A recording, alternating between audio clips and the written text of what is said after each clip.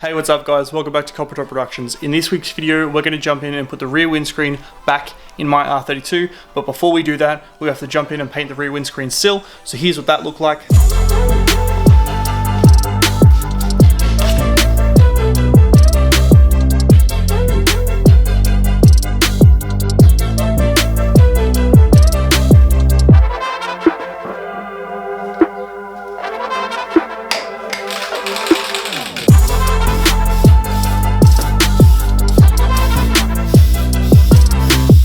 And you guessed it, the camera died before I could show the last two coats, but it's painted now and we're ready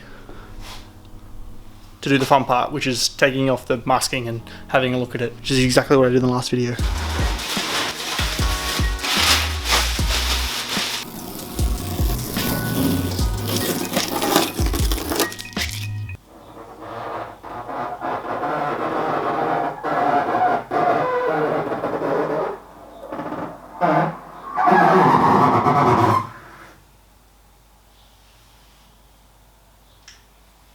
Well, it could be a lot straighter,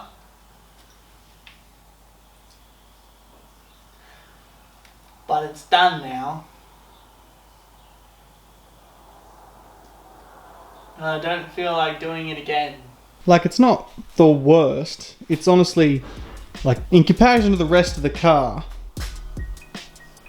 it's not that bad. I feel like when I put the boot on, it's going to be a bit worse because you have that random paint line there. But other than that, just the fact that it looks dog shit like that, and the top is kind of whoop, whoop, not straight. It's really, it's not that bad, realistically. For a car I'm going to drift, and for a car that maybe I'm going to have to eventually properly paint, I'm fine with it, and it won't rust. So win-win.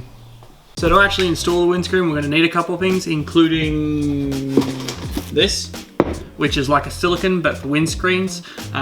It's basically a silicone but for windscreens. And to install that, we need one of these things, which is just a generic cork gun thing, except better because the trigger doesn't bind on this one, and the one that I have, it binds like a motherfucker. And then last but definitely not least, something to make it a lot more convenient to move the windscreen around.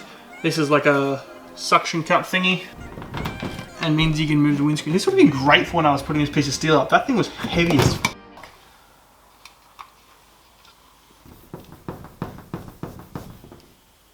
f***.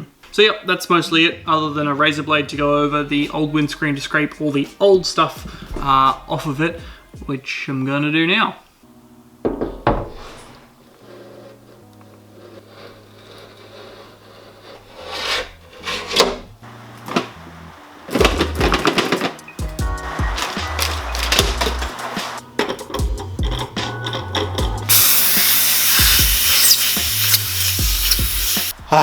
Well, this is taking a long time.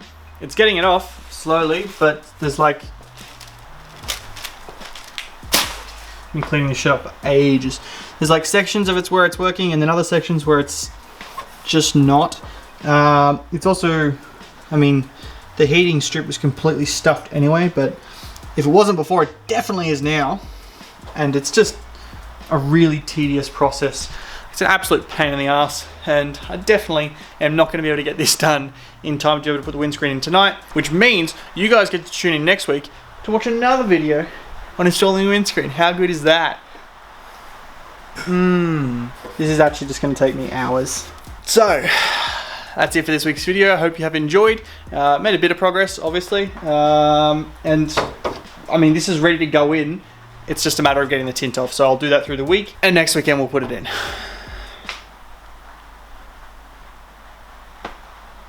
Yep. Catch you then.